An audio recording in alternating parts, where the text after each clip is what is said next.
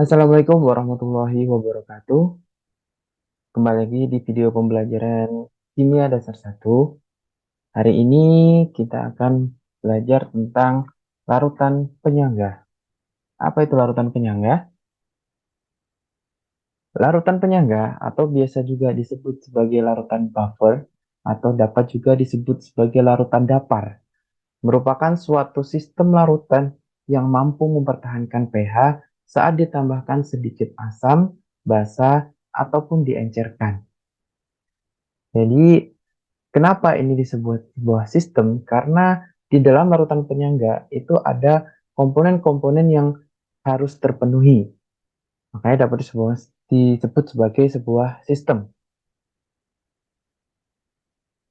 Dan larutan penyangga ini dapat mempertahankan pH suatu larutan.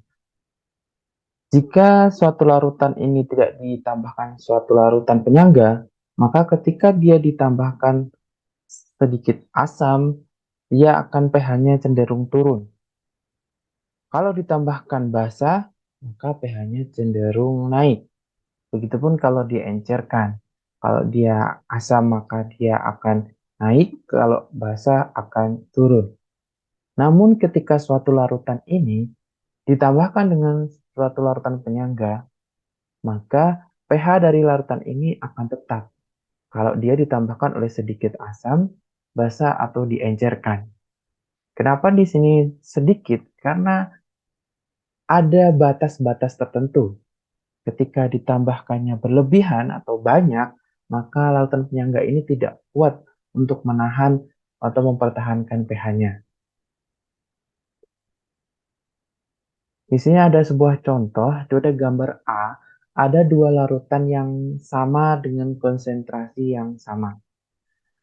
Kedua larutan ini memiliki tentunya pH yang sama, dibuktikan dengan ketika ditambahkan indikator methyl orange, warna larutan ini sama.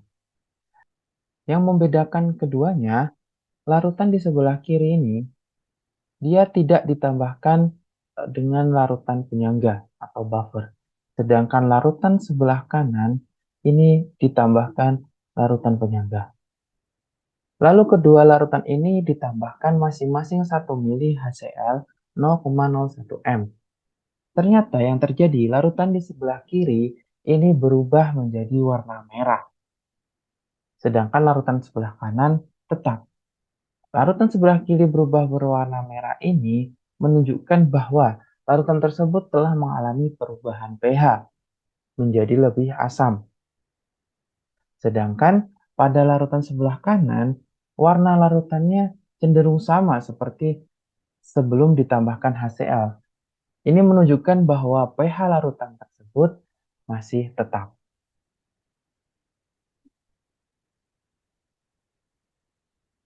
Larutan penyangga di kehidupan sehari-hari sangat banyak sekali, seperti pada cairan tubuh manusia contohnya, baik dalam intrasel maupun ekstrasel yang menjaga pH tubuh, ataupun ada di dalam darah manusia yang menjaga pH darah kita untuk tetap sekitar pH netral. Larutan penyangga juga banyak ditemukan pada makanan-makanan kaleng yang berfungsi untuk mencegah kerusakan atau oksidasi dari makanan tersebut sehingga akan lebih awet. Pada industri farmasi, larutan penyangga digunakan untuk menjaga pH suatu bahan agar khasiat dari suatu obat ini tidak berubah. Selain contoh-contoh yang disebutkan ini, masih banyak yang lain, contoh-contoh penerapan larutan penyangga di kehidupan sehari-hari. Silahkan eksplor sendiri ya. Tulis di kolom komentar apa yang kalian dapatkan dari eksplorasi kalian tentang penerapan larutan penyangga di kehidupan sehari-hari.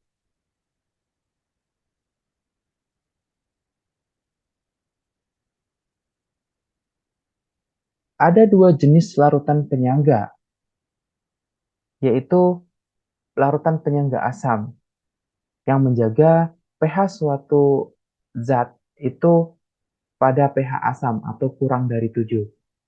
Dan yang kedua adalah larutan penyangga basa, di mana larutan penyangga basa ini menjaga pH larutan untuk tetap basah atau lebih dari 7. Untuk pembuatan larutan penyangga sendiri ada dua cara, yaitu cara langsung dan cara tidak langsung. Untuk larutan penyangga asam, menggunakan metode cara langsung, kita dapat mencampurkan antara larutan asam lemah ditambah dengan garamnya. Untuk larutan penyangga basa, kita dapat menambahkan basa lemah ditambah dengan garamnya.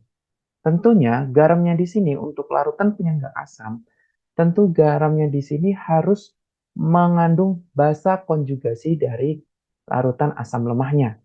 Begitupun sebaliknya, untuk larutan penyangga basa, garam yang digunakan harus mengandung asam konjugasi dari basa lemah yang digunakannya.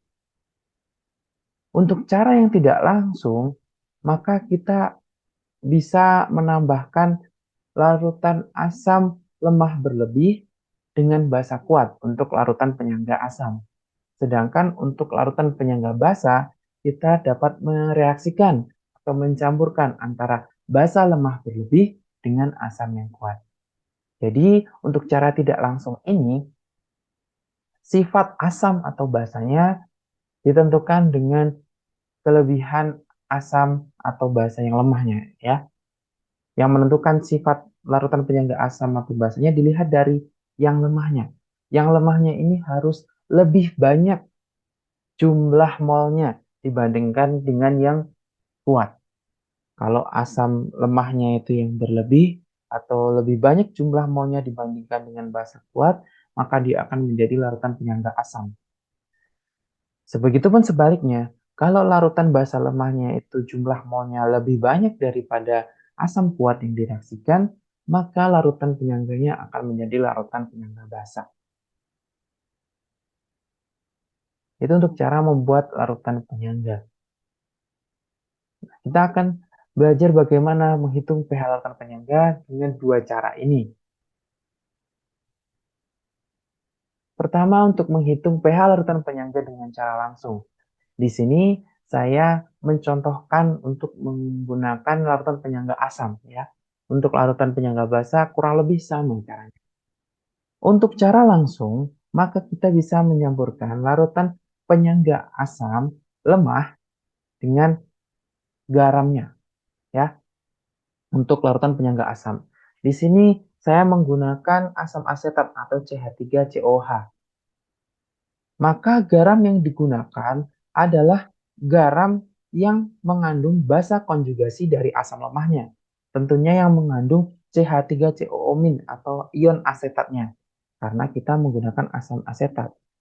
Kalau contoh kita menggunakan asam oksalat, berarti garam yang digunakan harus menggunakan garam yang mengandung basa konjugasi dari asam oksalatnya, yaitu ion oksalat.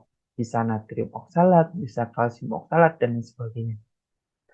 Kalau basa, misal kita pakai amonium, berarti garam yang digunakan harus mengandung asam konjugasi dari amoniaknya, yaitu ion amoniumnya atau NH4 plusnya. Seperti itu, bisa pakai amonium klorida, dan lain sebagainya.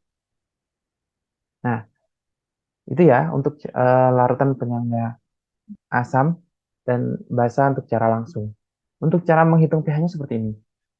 Larutan asam asetat, di sini CH3COOH mengurai sebagian karena dia merupakan asam lemah menjadi ion asetat yaitu CH3CO- dan H+. Sedangkan garam itu selalu mengion secara sempurna. Ya, garam itu mengion secara sempurna. Di sini natrium asetat mengurai menjadi ion natrium dan ion asetat yaitu Na+ dan CH3CO-. Tentunya perbandingan konsentrasinya sesuai dengan perbandingan koefisiennya karena dia mengurai secara sempurna. Balik lagi ke asam asetat. Asam asetat ini memiliki nilai Ka karena dia mengurai tidak sempurna, ya. Memiliki nilai Ka, di mana nilai Ka-nya itu dihitung dengan konsentrasi CH3CO- atau ion asetat dikali dengan konsentrasi H+ dibagi dengan konsentrasi asam asetatnya, yaitu CH3COH. Nah, dari sini kita untuk mencari pH-nya berarti kita harus menghitung jumlah H plus-nya di sini. Maka oleh karena itu H plus sama dengan Ka dikali konsentrasi CH3COH dibagi dengan konsentrasi CH3CO-. Nah, yang perlu diingat, dua larutan atau dua zat ini kan dicampur dalam satu wadah antara si asam asetatnya dan natrium asetnya dicampur dalam satu wadah. Berarti di sini ion asetat yang ada di sini untuk menghitung pH-nya, ion asetat yang ada di sini itu berarti hasil penjumlahan dari ion asetat ini yang dari asam lemah dan ion asetat dari garamnya, ya. Jadi hasil penjumlahannya karena ion asetatnya itu berasal dari dua sumber, yaitu asam lemah, ya asam asetat, dan garamnya, yaitu natrium asetat. Jadi di sini ion asetatnya hasil penjumlahan dari dua sumber itu. Nah, yang perlu diingat, ion asetat dari asam lemah itu jauh lebih kecil konsentrasinya dibandingkan dengan ion asetat dari garam. Kenapa seperti itu? Karena kita tahu asam lemah dia mengurai sebagian saja. Hanya sebagian kecil yang dia uraikan. Oleh karenanya, jumlah CH3CO- dari asam asetat ini pasti jauh lebih kecil dibandingkan dengan jumlah asetat dari garamnya. Karena garam itu dapat mengion secara sempurna. Konsentrasi ion asetatnya berbanding dengan perbandingan koefisien, sebanding dengan perbandingan koefisien dalam senyawa garamnya. Karena jumlah ion asetat dari garam ini jauh lebih besar daripada ion asetat dari asam asetatnya, maka jumlah dari ion asetat itu dapat dianggap semua berasal dari garamnya. Karena kontribusi dari ion asetat dari asam ini sangat kecil, sehingga dapat diabaikan. Oleh karenanya, di sini rumusnya bisa dituliskan H plus sama dengan Ka dikali CH3COH, yaitu asam lemah, dan CH3 dibagi dengan CH3CO- dari garam. Seperti itu. Nah, karena di sini dalam satu larutan yang sama, tentunya mereka memiliki volume yang sama antara ion asetat dengan asam asetatnya. Sehingga kita dapat menggunakan molnya saja. Ya, kita dapat menggunakan jumlah molnya saja karena jumlah volumenya sama. Sehingga H plus dapat ditulis sebagai H plus sama dengan Ka dikali mol asam lemah dibagi dengan mol basa konjugasinya. Kenapa di sini saya tulis basa konjugasi, bukan konsentrasi garam? Karena ini tergantung dengan garamnya. Di sini kebetulan CH3COONA, sehingga perbandingan antara ion asetat dengan garamnya itu 1:1. Kalau kita menggunakan misal CH3COO 2 kali Ca, maka di sini akan mengurai menjadi 2 CH3COO- ditambah Ca2 plus. Maka di sini jumlah mol asam konjugasinya itu 2 kali dengan jumlah konsentrasi dari garamnya. Misal ini garamnya X, maka mol basa konjugasi yang harus dituliskan di sini itu berarti 2X. Karena 2 kali perbandingannya. Seperti itu. Ya. Jadi seperti itu. Sehingga pH dapat ditulis min log H plus. Ya. Dari sini kita tahu dari pH asam dari pH larutan penyangga asamnya berapa. Itu. Jadi pH dari larutan penyangga itu bergantung pada perbandingan antara asam lemah dengan basa konjugasinya untuk larutan penyangga asam. Untuk larutan penyangga basa tentunya berbanding dengan jumlah mol basa lemahnya dengan jumlah mol asam konjugasinya.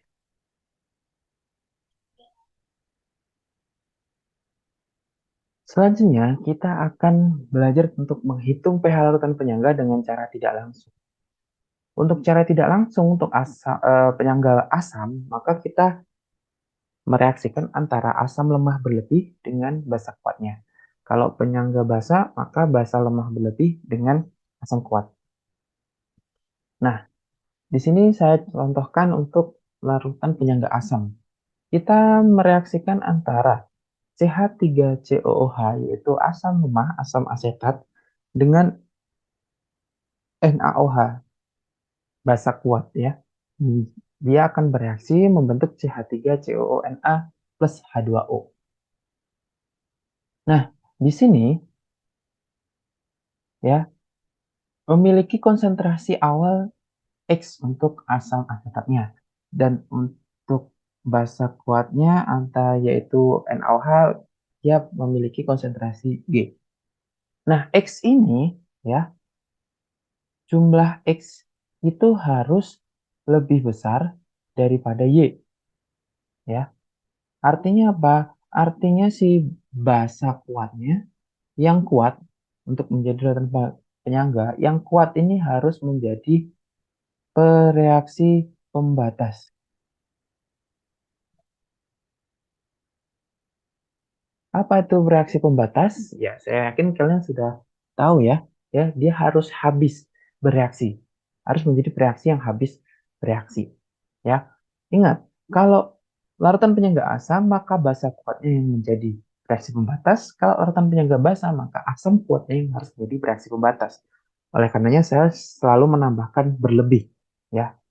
Nah, di sini jumlah X lebih besar daripada jumlah Y, sehingga NaOH-nya berlaku sebagai reaksi pembatas.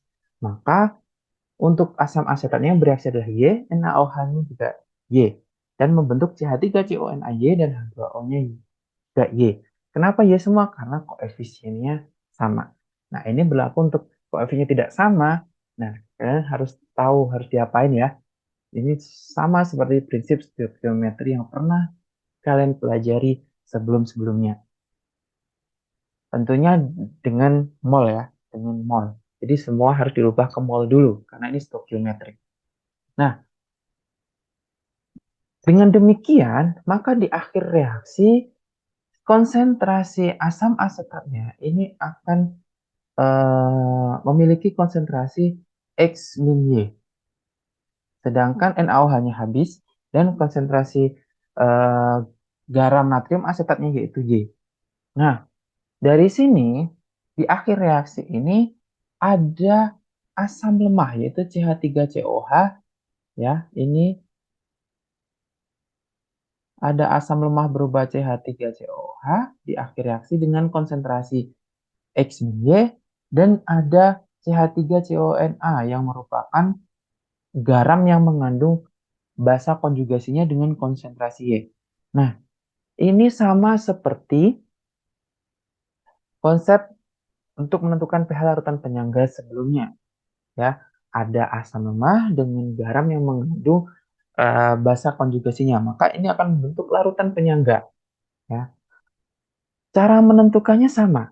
Cara menentukannya sama.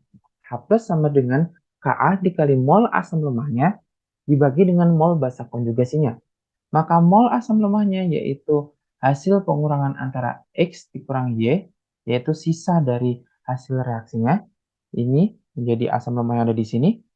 Lalu basa konjugasinya jangan lupa si garam yang terbentuk ini harus diuraikan ya. Jadi harus diuraikan. Jadi basa konjugasinya itu hasil penguraian ya. Maka di sini jadi dimasukkan sebagai mol basa konjugasinya. Dengan demikian kita dapat menentukan konsentrasi H plusnya, dan setelah ketemu konsentrasi H plusnya kita dapat menentukan pH-nya yaitu seperti biasa min log H plus.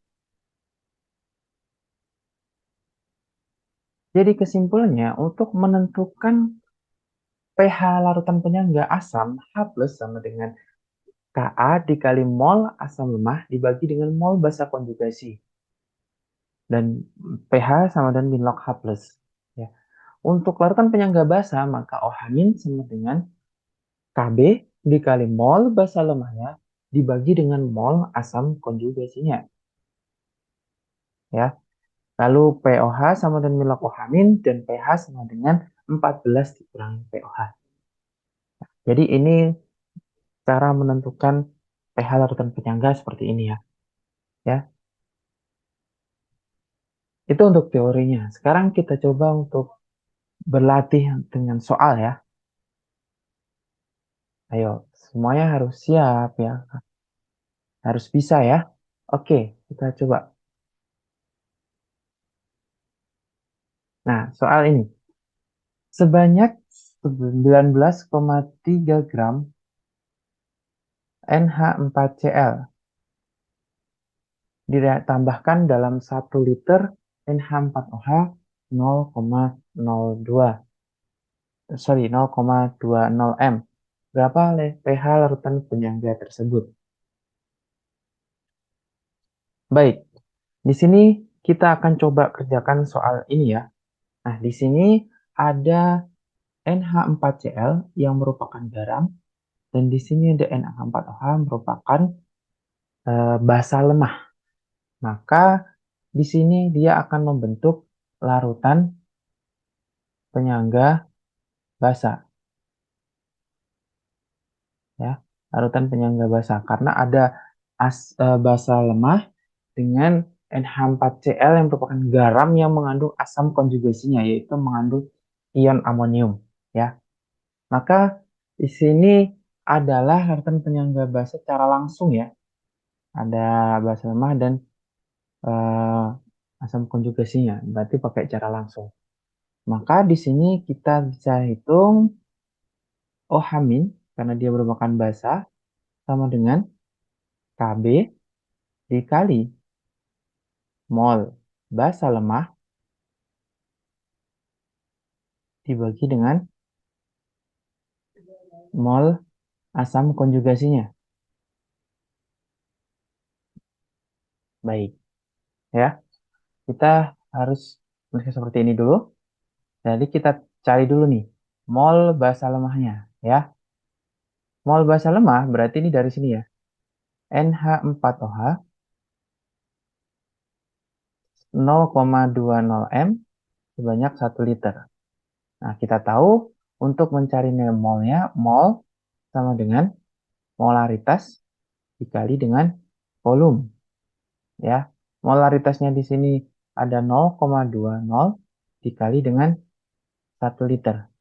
Ya, hasilnya adalah 0,20 mol.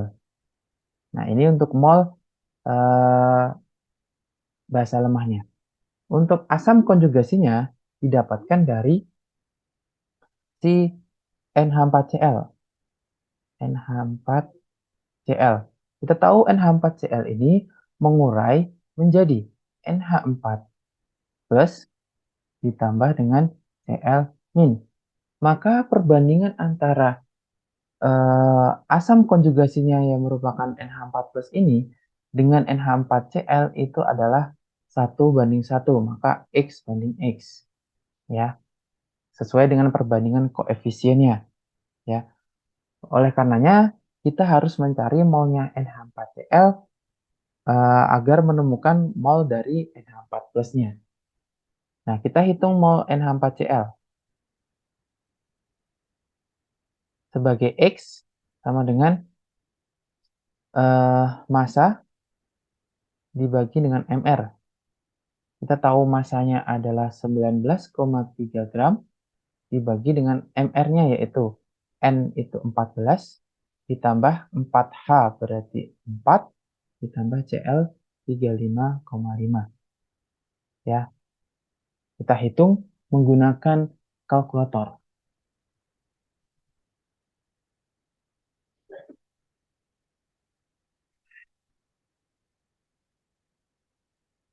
Hasilnya adalah 19,3 dibagi dengan 53,5.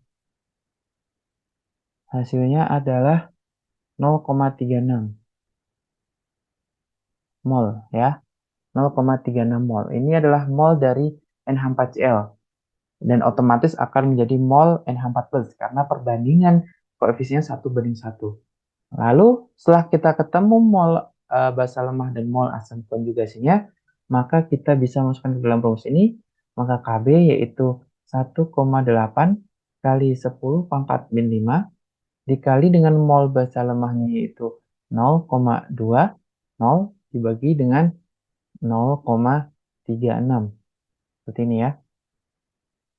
Nah, kita hitung ini 0,36 dengan 1,8 itu dibagi 0,36 hasilnya adalah 5 ya. 5 dikali 0,2 hasilnya adalah 1. Berarti 1 kali 10 pangkat min 5 ya. Jadi konsentrasi OH-nya adalah 10 pangkat min 5. Nah, berarti dari sini kita tahu maka POH sama dengan min log konsentrasi OH min. Nah, konsentrasi OH min hasilnya berapa? Ya, jadi min log 10 pangkat min 5. Hasilnya adalah 5.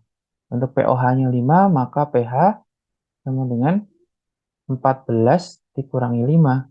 Hasilnya adalah 9. Jadi untuk pH larutan ini adalah 9. Gitu ya teman-teman. Gimana? Mudah bukan? Ya, pasti kalian bisa dong. Nanti kalian belajar lagi ya, coba sendiri. Apakah dapat jawaban 9 atau tidak. Ya, silakan dikoreksi dengan jawaban saya jika ada pertanyaan. Bisa tuliskan di kolom komentar atau dalam mengerjakannya saya ada salah menghitung atau seperti apa juga silakan tuliskan di kolom komentar ya. Oke, kita lanjutkan ke soal selanjutnya.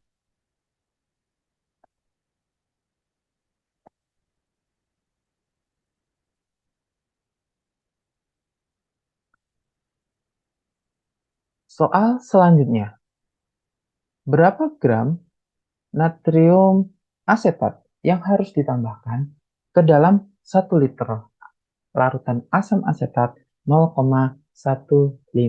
m agar pH larutan penyangga sama dengan 4. Baik, di sini kita akan membuat larutan penyangga pH 4 ya. Akan membuat larutan penyangga pH 4 dengan natrium asetat sebagai garamnya ya, sebagai garamnya yaitu natrium asetat dan asam asetat sebagai asam lemahnya. Maka kita membuat dengan cara langsung, yaitu asam lemak dengan garamnya yang mengandung basa konjugasi. Nah, sekarang kita coba kerjakan. Nah, kita membuat larutan dengan pH sama dengan 4. Kita tahu pH sama dengan min log H+. Nah, kalau pH-nya 4, berarti 4 sama dengan min log H+. Nah, kita tahu berarti H+-nya adalah 10 pangkat min 4. Ya, H+-nya adalah 10 pangkat min 4. Nah, di sini kita uraikan ya. Untuk larutan penyangga asam berarti H+ sama dengan Ka dikali mol asam lemah dibagi dengan mol basa konjugasi. Nah, asam lemahnya ini kita dapat dari asam asetat CH3COOH. Sedangkan basa konjugasinya kita dapat dari ion asetatnya ya CH3COO-. Nah, CH3COO- ini berasal dari si natrium asetatnya ya. Jadi seperti itu. Nah, oleh karenanya kita harus menghitung kebutuhan masing-masingnya itu berapa sih gitu loh ya. Yang kita cari adalah di sini nih. Berapa ini? Nah, kalau ini sudah diketahui, yaitu ini kan konsentrasinya 0,15 M dan volumenya 1 liter. Maka kita bisa cari molnya, mol sama dengan M dikali mol sama dengan M dikali V. M-nya adalah 0,15 dikali 1 liter hasilnya adalah 0,15 mol. Ya. Jadi molnya asam asetat adalah segini. Kita masukkan ke sini. H plusnya adalah 10 pangkat min 4. Ka-nya adalah 1,8 kali 10 pangkat min 5. Ya, seperti ini. Lalu mol asam lemahnya adalah 0,15 dan bahasa konjugasinya kita tuliskan X. Ya. Maka kita bisa hitung X sama dengan 1,8 kali 10 pangkat min 5 dikali 0,15 ya dibagi 10 pangkat min 4 gitu ya. Berarti ini kita bisa coret, ini tinggal 10 pangkat min 1,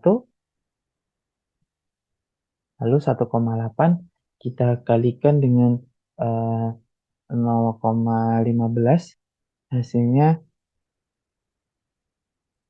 0,27 dikali 10 pangkat min 1. Atau berarti di sini X-nya adalah 0,027 mol. Nah, sekarang kita sudah dapatkan untuk konsentrasi CH3CO-nya adalah 0,27 mol. 0,027, sorry. Nah, ingat, ini masih mol bahasa konjugasinya. Yang dicari adalah berapa gram natrium asetatnya. Nah, kita harus uraikan dulu nih. Natrium asetat CH3COONA itu akan mengurai menjadi CH3COO- dan Na+. Nah, CH3COO- sudah kita ketahui molnya yaitu 0,027. Maka karena ini perbandingan koefisiennya 1:1, maka CH3CONA-nya juga 0,027. Maka kita bisa mencari di sini berapa gram CH3CONA dengan massa sama dengan mol dikali mr. Ya. Molnya adalah 0,027 dikali mr-nya, yaitu C itu 12, ada 2 C-nya dikali 2, ditambah hanya AR-nya 1, ada 3 berarti 3, ditambah O itu 16, ada 2 berarti dikali 2, ditambah Na itu 23. Nah, kita hitung, berarti 0,027 dikali 82.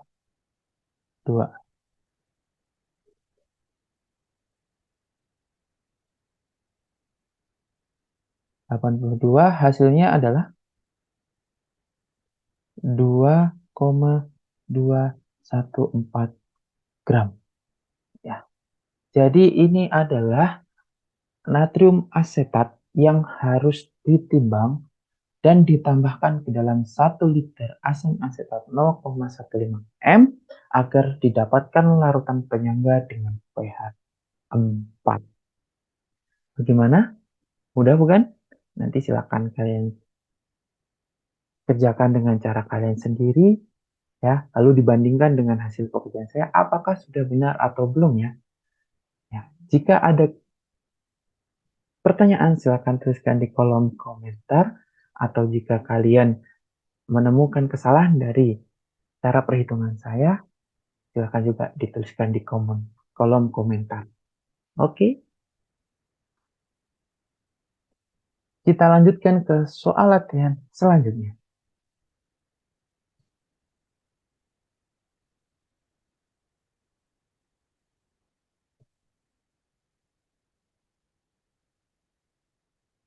Soal selanjutnya, 100 mili asam asetat 0,1 M direaksikan dengan 50 mili KOH 0,05 M, tentukan pH larutan hasil reaksi. Oke, coba kita kerjakan. Di sini ada asam asetat dan ada merupakan asam lemah ya, asam asetat, dan ada KOH, merupakan basa kuat. Kita reaksikan ya. Di sini ada asam asetat berarti CH3COOH ditambah dengan KOH. Maka di sini akan membentuk CH3COOK dan H2O. Nah, seperti ini ya untuk reaksinya. Nah, di sini kita tuliskan awal, reaksi, akhir. Ya, template stoichiometry. Nah, CH3COH di sini dia ada 100 mili dan 0,1 M. Maka kita harus cari molnya. Berarti mol tinggal kita kalikan saja ya, yaitu 0,1 M dikali 100 mili. Yaitu berapa? Hasilnya adalah 10 milimol. Nah, lalu di sini 50 mili KOH dan 0,05 kita juga kalikan saja. Hasilnya adalah 2,5 milimol. Baik. Nah, dari sini kita tahu perbandingan koefisiennya adalah 1:1. Otomatis untuk mencari siapa reaksi pembatasnya dilihat dari jumlah mol yang paling kecil antara asam asetat dengan KOH.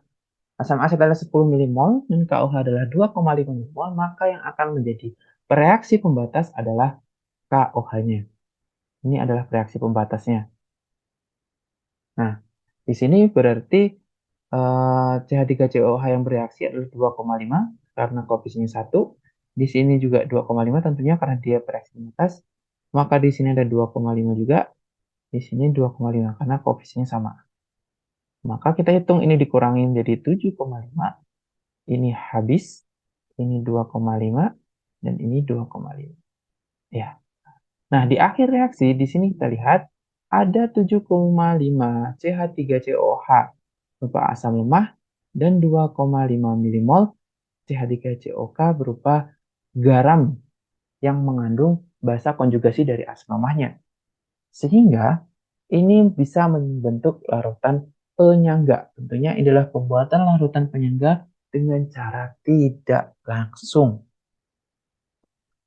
Nah, karena di sini ada CH3COH dan CH3COK, maka kita bisa memastikan dia adalah larutan penyangga asam. H+ adalah Ka dikali mol asam lemah dibagi dengan mol basa konjugasi. Nah, asam lemahnya ini tentunya adalah CH3COOH dan basa konjugasinya tentunya adalah CH3COO-, di mana CH3COO- ini berasal dari garam yang terbentuk. Nah, ini kita harus uraikan dulu. CH3COOK mengurai menjadi CH3COO- plus K+. Ya. Berarti di sini kalau dia 2,5 milimol, maka CH3COO-nya juga 2,5 milimol karena koefisiennya sama. Begitupun dengan K+-nya. Nah, kita bisa tahu konsentrasi dari CH3COO-nya di sini. Kita masukkan ke dalam sini. Maka kita masukkan Ka-nya diketahui adalah 1,8 kali 10 pangkat min 5 dikali dengan mol asam lemahnya, yaitu 7,5 milimol dibagi dengan 2,5 milimol. Nah, ini jadi 3 dikali 1,8 hasilnya adalah 5,4 kali 10 pangkat min 5. Jadi konsentrasi H+-nya kita ketemu yaitu 5,4 kali 10 pangkat min 5. Nah, dari sini kita bisa cari pH-nya ya. pH sama dengan min log H plus. Min log 5,4 kali 10 pangkat min 5, hasilnya adalah 5 min log 5,4. Nah, di sini kita telah menemukan pH larutan penyangga dari hasil pencampuran CH3COOH 0,1 m 100 mili dan KOH 0,05 m 50 mili. Dapatkan pH larutan penyangga yaitu 5 min log 5. Tuh, mudah ya? Ya, jangan lupa kalian coba sendiri di rumah, lalu dibandingkan dengan jawaban yang telah saya kerjakan, apakah sudah benar atau belum? Jika masih ada pertanyaan, tulis di kolom komentar. Jika kalian mendapatkan jawaban yang berbeda dengan saya, ayo kita koreksi bareng-bareng. Mana jawaban saya yang salah? Tuliskan juga di kolom komentar ya.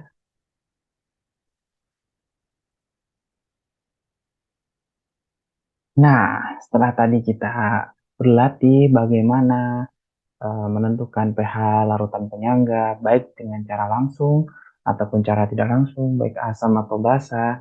Nah, jadi kita tahu nih, apa itu larutan penyangga, apa saja komponennya, dan bagaimana cara menentukan pH-nya.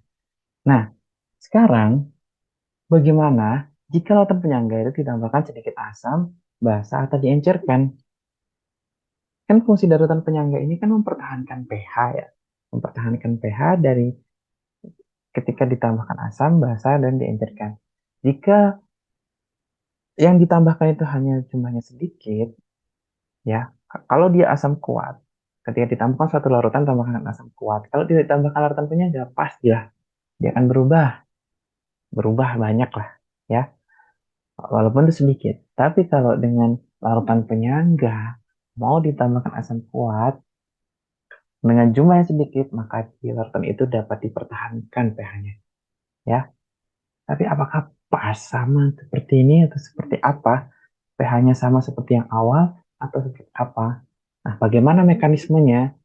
Ini kita bahas ya. Bagaimana jika larutan penyangga ditambahkan sedikit asam, basa, atau diencerkan?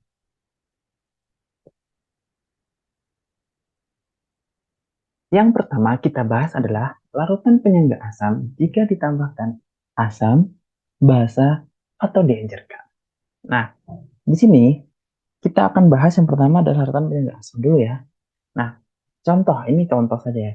Contoh larutan asamnya kan, larutan penyangga asam itu ada asam lemah dengan garamnya, ya, atau yang mengandung basa konjugasinya.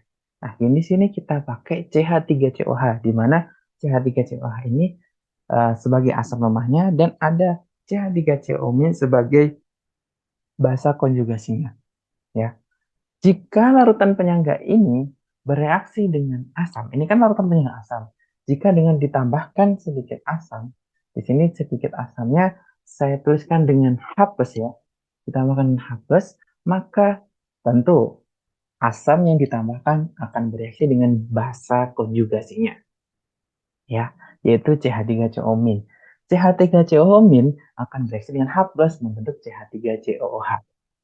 Nah, kalau larutan penyangga asam ini bereaksi dengan basa atau ditambahkan basa, maka tentu yang bereaksi dengan basa adalah asam lemahnya, yaitu CH3COH. Ya, dan CH3COH di si basanya itu akan bereaksi dengan H+, sehingga menggeser keseimbangannya ke sebelah kanan ya. Atau secara ini seperti ini. OH- ditambah H+ jadi H2O.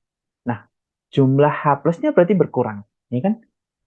Secara keseimbangan, jumlah H plus berkurang, maka keseimbangan akan bergeser ke kanan.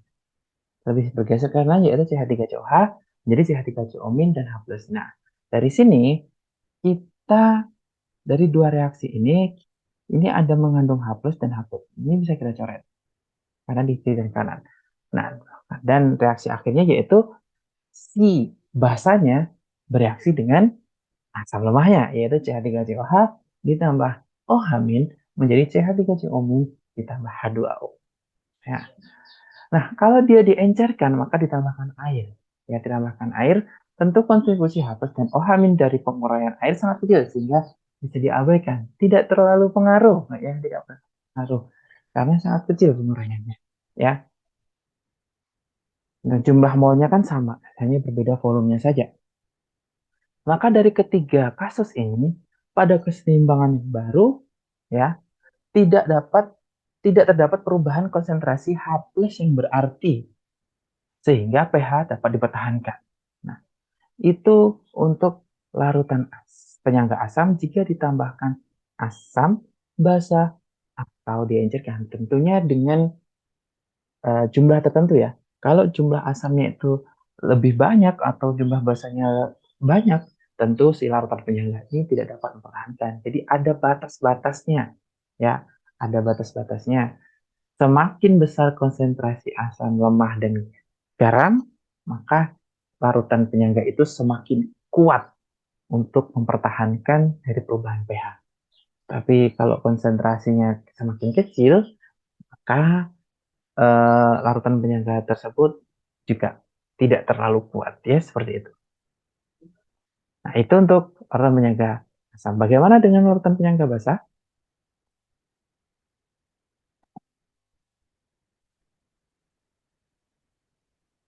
Untuk larutan penyangga basa, mekanismenya kurang lebih sama seperti larutan penyangga asam. Nah, di sini kita pakai contoh NH4OH merupakan basa lemak. NH4OH ini tentunya larutan penyangga basa. NH4OH berarti ada asam konjugasinya yaitu NH4+. Nah, jika larutan penyangga ini ditambahkan sedikit asam, maka asamnya itu akan bereaksi dengan OH-nya, ya. Asamnya akan bereaksi dengan OH- akan membentuk H2O sehingga jumlah OH-nya itu berkurang. Jika jumlah OH-nya berkurang dari keseimbangan yang di atas ini, jika jumlah OH-nya berkurang, maka keseimbangan akan bergeser ke sebelah kanan sehingga NH4OH lebih banyak mengurai menjadi OH- dan NH4+. Nah, di sini di sebelah kiri ada OH-, sebelah kanan ada OH-, maka bisa kita lihat. Nah, kesimpulannya, maka si asam itu akan bereaksi dengan basa lemahnya. NH4OH bereaksi dengan H plus menjadi NH4 plus ditambah H2O. Jika larutan penyangga basa bereaksi dengan basa, maka yang bereaksi dengan basanya tentu bukan basanya, pasti asam konjugasinya. Ingat ya, asam selalu bereaksi dengan basa. Basa selalu bereaksi dengan asam. Tidak bisa asam bereaksi dengan asam atau basa bereaksi dengan basa. Nah, kalau larutan penyangga basa ditambahkan sedikit basa, maka yang bereaksi dengan basanya adalah asam konjugasinya sehingga keseimbangan akan bergeser ke sebelah kiri, yaitu NH4 plus ditambah OH- menjadi NH4. Nah, kalau air kasusnya sama seperti yang asam tadi. Nah, pada keseimbangan baru yang tercapai, tidak terjadi perubahan konsentrasi OH- yang berarti, sehingga pH-nya dapat dipertahankan. Nah, ini secara teori seperti itu untuk mekanisme bagaimana larutan penyangga itu mempertahankan pH. Untuk lebih jelasnya, kita akan coba ya. Kita akan eh, coba bagaimana sih kita hitung ya. Kita hitung bagaimana dia mempertahankan pH.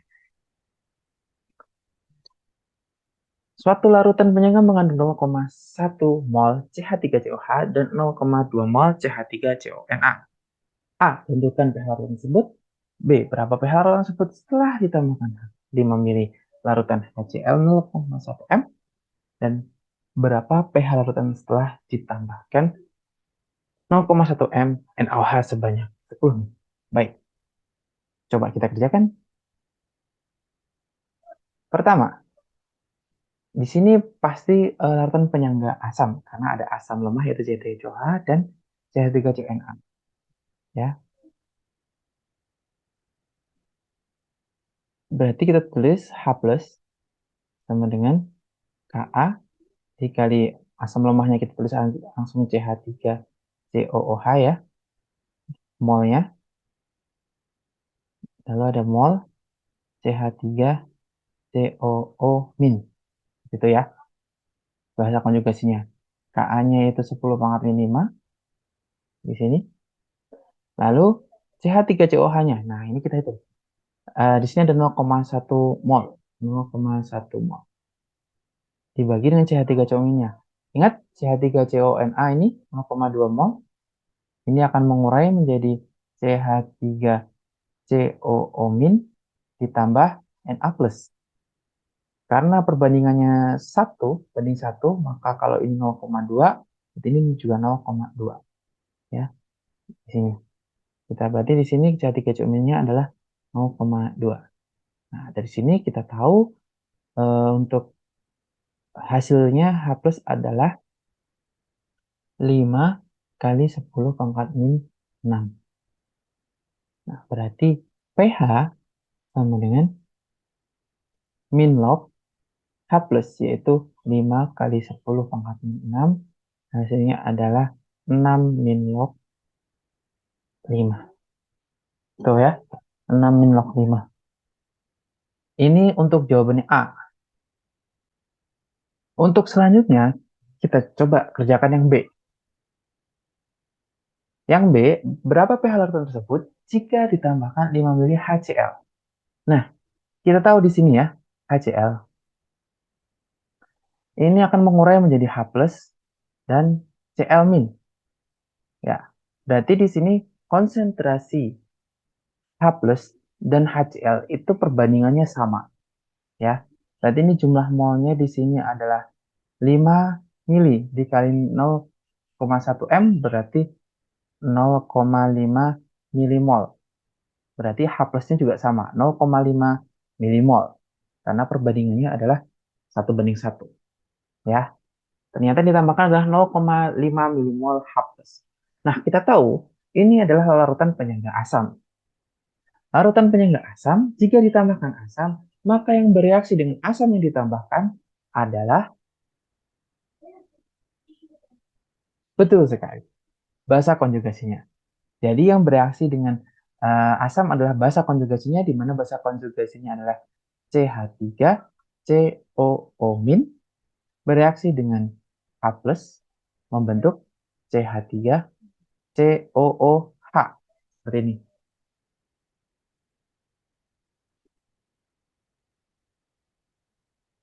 Nah, kita tulis format stoikiometrinya, di mana CH3COO- di awal dia memiliki konsentrasi tadi 0,2 ya. Dari yang A tadi ya, 0,2 mol. H plusnya yang ditambahkan adalah 0,5 milimol. Nah, ini kita bisa rubah jadi milimol atau ini kita rubah jadi mol. Sama saja nanti ya. Oke, coba kita rubah menjadi uh,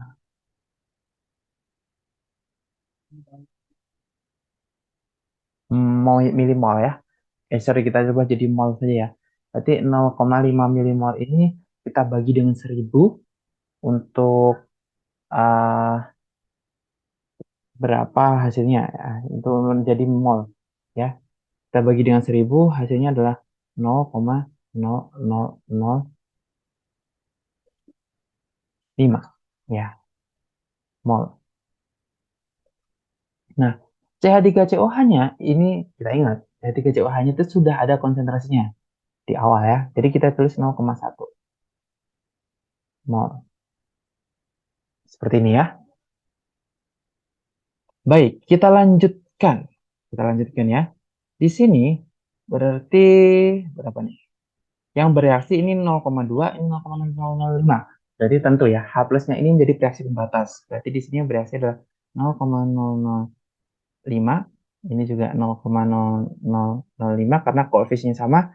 Begitupun di sini, karena koefisiennya sama, 0,005. Seperti itu ya.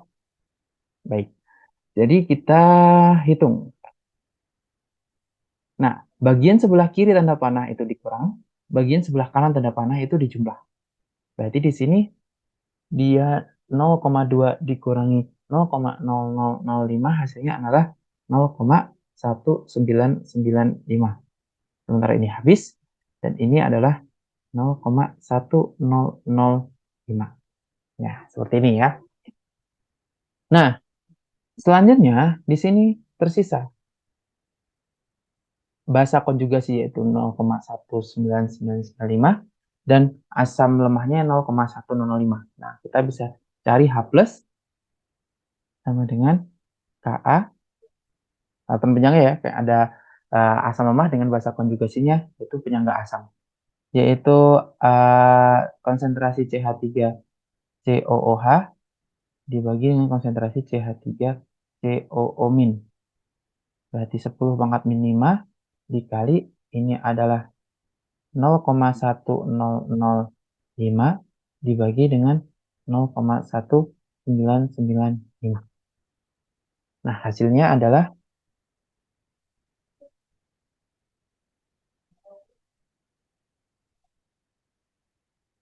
5,04 kali 10 pangkat min 6. Nah, berarti di sini pH-nya adalah pH sama dengan min log 5,04 kali 10 pangkat min 6. Hasilnya adalah 6 min log 5,04. Seperti itu. Ya. Nah,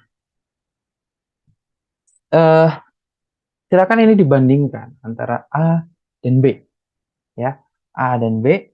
Di sini yang A itu adalah sebelum ditambahkan asam, yaitu 6 min log 5. Nah, ini kalau kita hitung sekitar 5,3 ya, 5,3 pH-nya.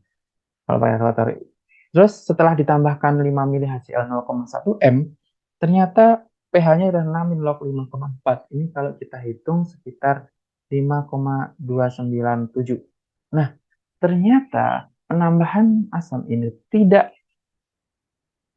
merubah pH secara signifikan, ya. Maka larutan penyangga ini berhasil mempertahankan pH-nya. Seperti itu ya. Jadi penambahan sedikit asam. Jadi dari 5,3 menjadi 5,29 sekian. Artinya ya masih bisa dikatakan sama ya, 5,3, tidak terlalu berbeda jauh. Nah, itu untuk ketika penambahan asam. Nah, bagaimana untuk ketika penambahan basa? Caranya sama. Ya, untuk yang C, silakan kalian coba sendiri di rumah dengan cara yang sama seperti yang B. Karena ini penambahan basa NaOH, tentu basanya itu akan bereaksi dengan asam. Bagian asam dalam larutan penyangga tersebut adalah asam lemah. Karena dia merupakan penyangga asam. Ya, jadi ketika ditambahkan basa, maka si CH3COH lah yang akan bereaksi dengan OH-nya. Seperti itu.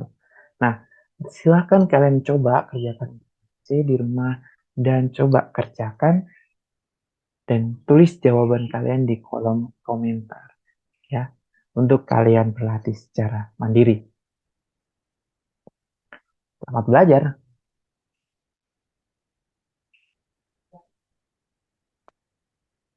Demikian untuk penjelasan tentang larutan penyangga. Kita sudah membahas apa itu larutan penyangga, bagaimana cara membuat larutan penyangga, bagaimana metode langsung ataupun metode tidak langsung, bagaimana cara menghitung pH-nya juga, dan bagaimana menghitung pH larutan penyangga setelah ditambahkan sedikit asam atau sedikit basa. Sudah kita bahas semuanya secara lengkap, tinggal kalian coba sendiri di rumah, explore lagi pengetahuannya, berlatih lagi. Saya yakin kalian pasti akan lebih mengerti, lebih paham, dan lebih jago. Mungkin itu saja untuk pembelajaran kita hari ini. Semangat belajar semuanya, tetap semangat, tetap sehat, dan jadilah anak-anak yang berbakti kepada orang tua, berbakti kepada nusa dan bangsa, dan bermanfaat untuk sekitar. Sampai jumpa di pertemuan selanjutnya. Terima kasih dan Assalamualaikum warahmatullahi wabarakatuh.